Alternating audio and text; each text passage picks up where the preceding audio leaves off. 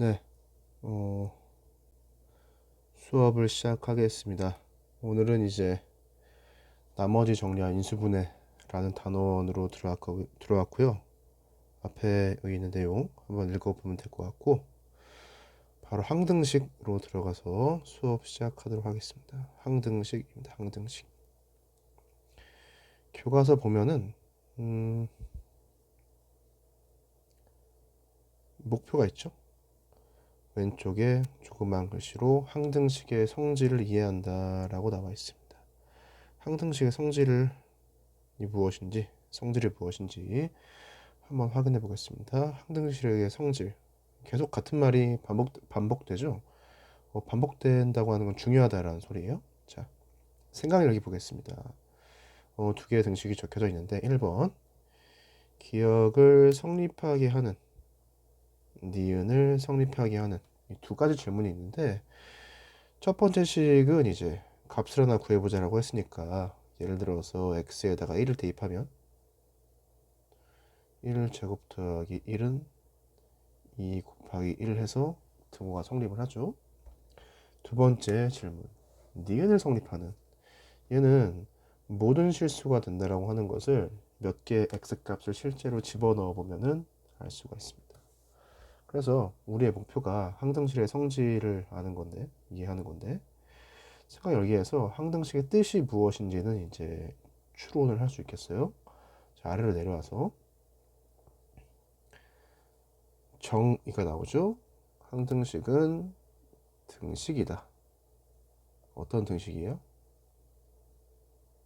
항상 성립하는, 주어진 식의 문자에 어떠한 값을 대입해도 항상 성립하는 등식이다. 어떠한 값을 대입해도 항상 성립하는 등식을 항등식이라고 한다. 그래서 위에서 첫 번째 식 있죠? 기억식은 항등식이 아닌 거고요.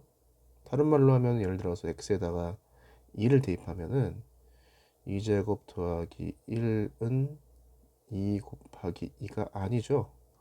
그러니까 모든 실수 x에 대해서 성립하지 않기 때문에 항등식이 아니다 라는 소리고, 기억은 이 오른쪽 식으로 전개해 보면 알겠지만 같은 식이 결국에 나오죠. 네, 그래서 기억은 항등식이 아니고 니은은 항등식이다 라고 한다 나와 있습니다. 자, 예제 1번입니다.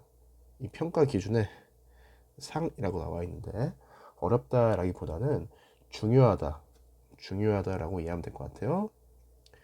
등식이, 자, x에 대한 항등식이면 여기까지 읽고 무엇을 추론하면 되겠다. a는 빈신 여기다가 성립하는지 그것을 설명해라 라고 나와 있습니다. 등식이 있는데 등호가 있는 식이죠. 그런데 문제에 주어져 있습니다. 무엇을 변수로 봐라? x에 대하니까 x를 변수로 보아라 라고 나와 있어요. 그러면은 a랑 b랑 c는 무엇처럼? 상수처럼 생각해라, 이런 게 이제 문제에 깔려져 있는 거죠. 자, 항등식이라 하는 거는 x에다가 어떠한 값을 대입해도 그 식이 항상 성립해야 된다 라는 것에 착안을 해서 계산을 해보겠습니다. 이 식이 있는데 이 등식에다가 x는 0을 대입하는 거예요. 그래도 무엇이 성립해야 된다? 등호가 성립해야 된다. 왜? 항등식이라고 했으니까. 그러면 무엇을 알 수 있죠? c는 0이다 라는 사실을 알 수 있죠. x에다가 0을 대입하는 겁니다. a, b, c는 상수로 보는 거예요. 변수를 x로 본다라는 소리예요. c가 0이 나오니까 이 등식이 어떻게 바뀌어요? ax 제곱 더하기 bx는 0으로 바뀌죠. 얘도 이제 x에 대한 항등식이 돼야 되는데 c가 0이니까 이번에는 x에다가 1을 대입해 볼게요. 1을 대입하면은 a 더하기 b는 0이다. 얘가 돼야 되고요. x에다가 마이너스 1을 대입해도 a 빼기 b는 0이다 라는 식이 나오겠죠. 그럼 두 개의 식을 연립을 해서 a랑 b의 값을 구할 수가 있겠습니다. 연립하면 a는 b는 0이 나오는 거죠. 결국 c는 0까지 합해서 a는 b는 c는 0이다 이런 식으로 얻어낼 수가 있습니다. 아래 풀이에서 나오죠. x에다가 0, 1, 마이너스를 각각 대입해서 항상 등호가 성립해야 돼요. 등호가 성립해야 되죠. 얘를 연립해서 풀었더니 a랑 b랑 c가 값이다. 0이 나왔다. 상수 0이 나왔다. 이런 걸 알 수가 있다는 소리입니다. 자, 정리하겠습니다. 이 내용 상당히 중요합니다. 지우고요. 이 예제 자체를 하나의 수학적 참인 사실로 알아두면 좋겠어요. 계속 나올 겁니다. 자, 변수 체크해야 되죠? 항등식이면 어떻게 된다?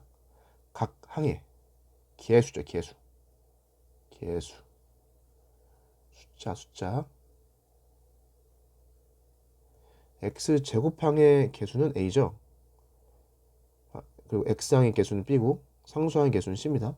이 개수가 어떻게 된다? 각각 모두 0이 된다. 얘를 이해하시면 좋겠습니다. 자, 아래 있죠? 문제 1번입니다. 얘도 상당히 중요해요. 항등식이면 다음이 성립함을 설명을 하여라가 문제입니다. 등식을 보겠습니다. 얘도 x에 대한 항등식이라고 나와 있어요. 이 문제를 풀 때 상당히 표준적으로 쓰이는 좋은 방식이 있습니다. 자, 위를 볼까요? 위에 예제 1번하고 문제 1번하고 문장의 구조를 보면은 거의 똑같죠. 등식이 어쩌고 저쩌고 x에 대한 항등식이면은 개수가 어쩌고 저쩌고이다. 자, 이제 우리는 무엇이라고 할 수 있느냐? 예제 1번을 알고 있는 것으로 볼 수 있어요. 예제 1번의 내용을 우리가 이해를 하고 있습니다. 근데 문제 1번의 내용을 우리가 무엇이라고 볼 수 있냐? 알고 싶은 것이죠. 이해했어요? 자, 강조해서 계속 이야기를 하는데 알고 싶은 것을 알고 있는 것으로 바꾸어서 표현을 하면 되겠죠. 자, 이 등식을 변형하겠습니다.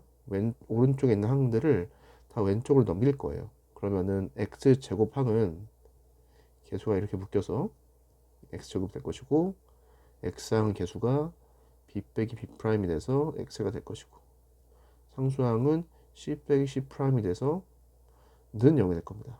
그러면 여기에 새로 만든 이 등식이 뭐랑 똑같아지는 거예요?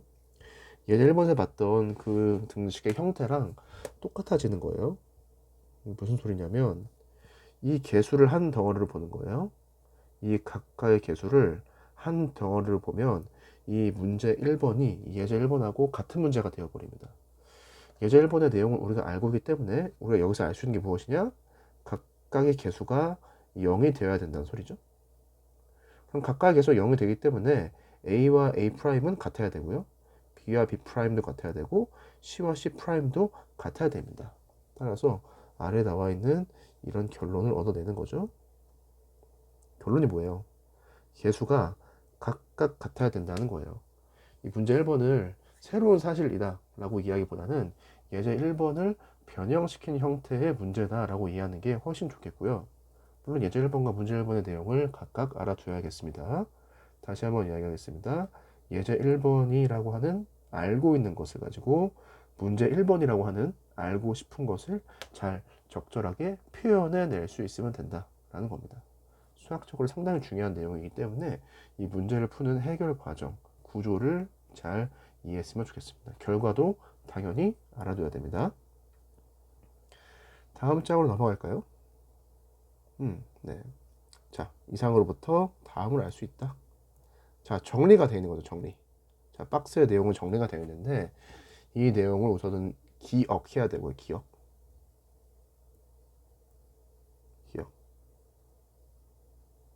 자, 내용은 무조건 알아야 되고 이 내용이 나타나게 된 이유에 대해서 충분히 이해를 할 수 있어야 되겠습니다. 자, 아래로 가보겠습니다. 항등식의 성질을 이용하여? 항등식의 성질이 뭐예요? 위에 있네요. 우리가 항등식의 성질을 두 개 배운 겁니다. 하나의 형태는 무엇? 개수가 다 0이다. 다른 형태는 무엇? 개수가 각각 같아. 이런 소리인데, 자, 아래로 내려와서 굵은 글씨가 나와 있습니다. 미정계수법이라고 한다. 위에 볼까요? 항등식의 성질을 이용하여 주어진 등식에서 정해져 있지 않는 개수를 정하는 방법을 미정계수법이라고 한다. 자, 미정계수 방법에는 양변에서 동류항의 개수를 비교하여 개수를 정하는 방법과 얘가 첫 번째 방법인 거죠. 방법 1. 문자에 적당한 수를 대입하여 개수를 정하는 방법. 이게 방법 2죠. 두 가지가 있다. 두 번째 방법은 우리가 어디서 사용했죠? 항등식의 성질을 증명할 때 사용했던 방법입니다. 첫 번째 방법은 뭐예요?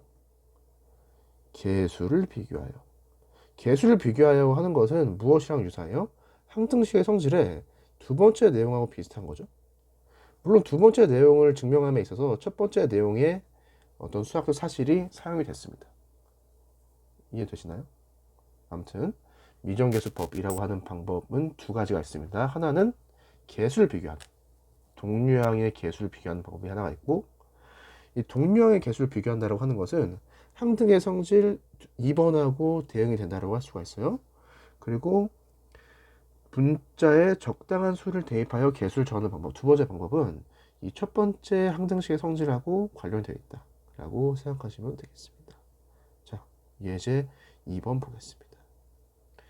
자, 등식이 있는데 어떤 문자에 대해서 x에 대해서 항등식이 되도록 해보라고 합니다. 자, 첫 번째 보겠습니다. 우선은 대입해 볼게요. 대입. 식을 잘 보면은 식 왼쪽에 x-1, x-1 이렇게 정례가 되어 있죠. x에다가 1을 대입했을 때 등식이 성립하게 할 수가 있고, 성립한다는 소리고, 왜? 항등식이니까. x에 1을 대입하면은 등호 왼쪽 식이 정례가 좀 깔끔해집니다. 그래서 x에다가 1을 대입해야겠다라는 생각을 해보는 거죠.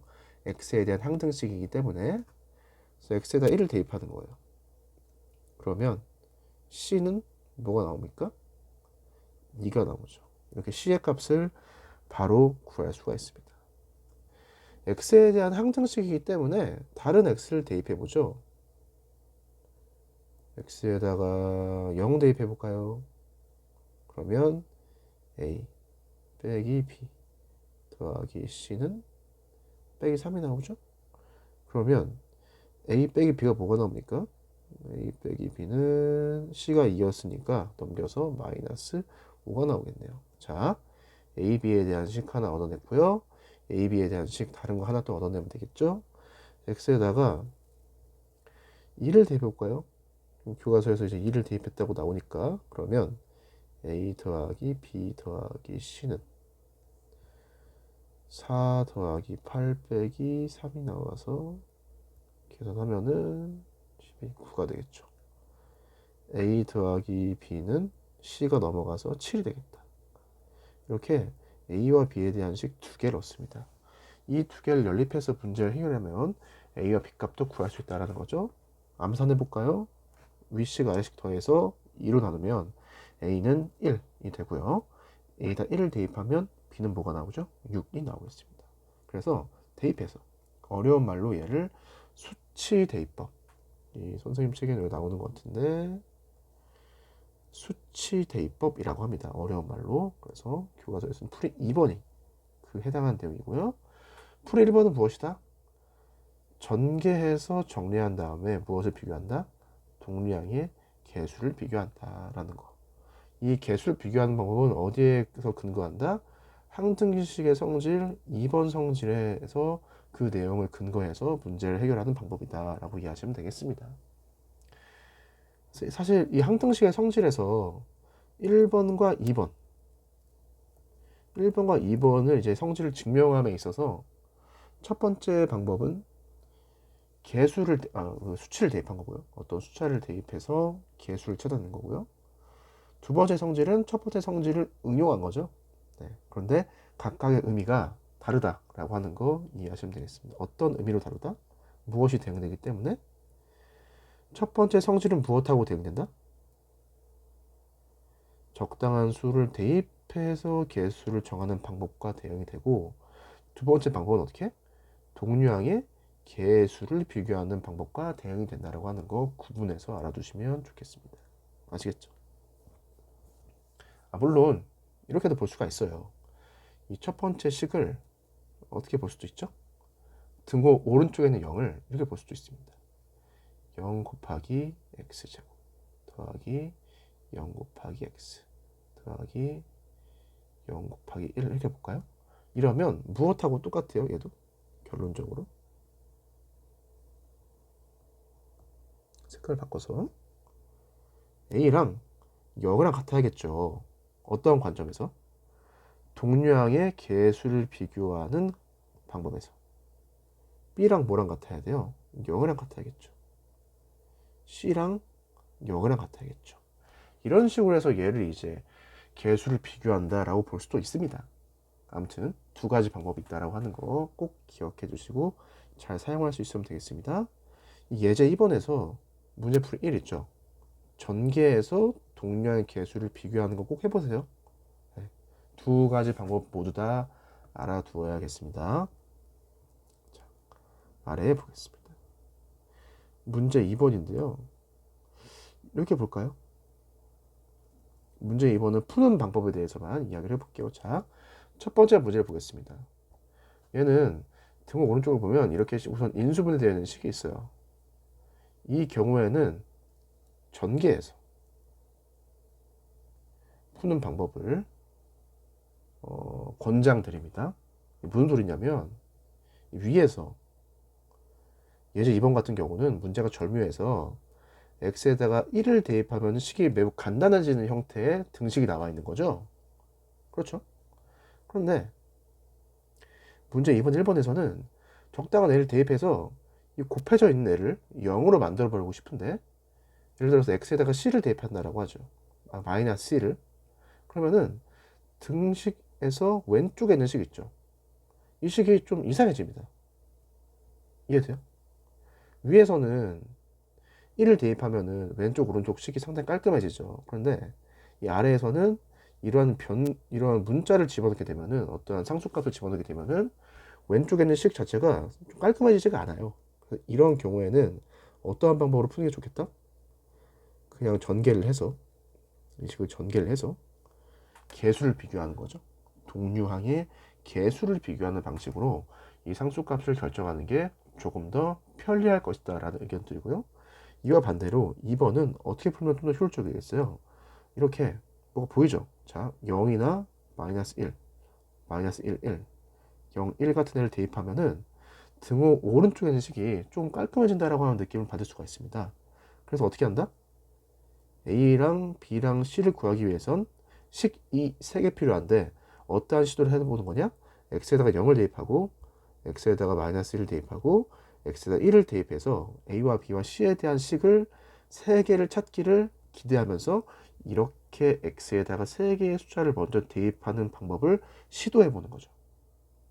이렇게 해서 A랑 B랑 C의 값이 나오면 좋은 거고 안 나오면은 X1 마이너스 1, 0 이외에 다른 x에다가 다른 숫자를 대입해서 또 다른 식을 찾아보는 거죠. 아마 1 마이너스 0을 대입했을 때 x 자리에 각각의 숫자를 대입했을 때 식이 3개 나와서 이 상수값 a, b, c를 결정할 수 있을 거라고 생각해요. 그리고 문제는 꼭 풀어보시고요. 근데 포인트가 뭐냐면은 1번 문제를 풀 때랑 2번 문제를 풀 때 우리의 접근 방식이 달라야 된다는 겁니다. 어떠한 경우에는 수치 대입법, 숫자를 대입해서 계산하는 게 편리할 때가 있고 어떠한 경우에는 전개를 해서 동량의 개수를 비교하는 것이 편리할 때가 있다는 거예요. 이건 문제를 여러 번 풀어보면서 다양한 문제를 풀어보면서 어떠한 방법이 적합한지를 스스로 판단하고 체득하는 시간을 꼭 가져야 됩니다. 아시겠죠? 자, 아래로 가보겠습니다. 생각 넓히기입니다. 생각 넓히기. 다음을 각각 등식으로 나타내고 항등식인 이유를 설명해 보자. 자, 연속하는 세 자연수가 있어요. 연속하는 세 자연수를 우리가 세팅을 해보자 라는 소리입니다. 자, x, x 플러스 1, x 플러스 2 이렇게 하면은 연속하는 세 자연수라고 할 수가 있는 거죠. x의 자연수가 들어갔다고 해봐요. 그러면 x 플러스 1은 그 다음 자연수, x 플러스 2는 그 다음 자연수가 됩니다. 이 세 자연수 중에 가운데 수의 제곱, x 플러스 1 제곱에서 1을 빼대요. 그것은 양끝의 두 수의 곱과 같다? 양끝 두 수의 곱은 얘죠. 실제로 등호가 성립하느냐라는 겁니다. 어떻게 해주면 돼요? 왼쪽에 있는 애를 전개를 해주고 오른쪽에 있는 애를 전개를 해줘서 개수를 비교해보면 되겠죠. 동류항끼리.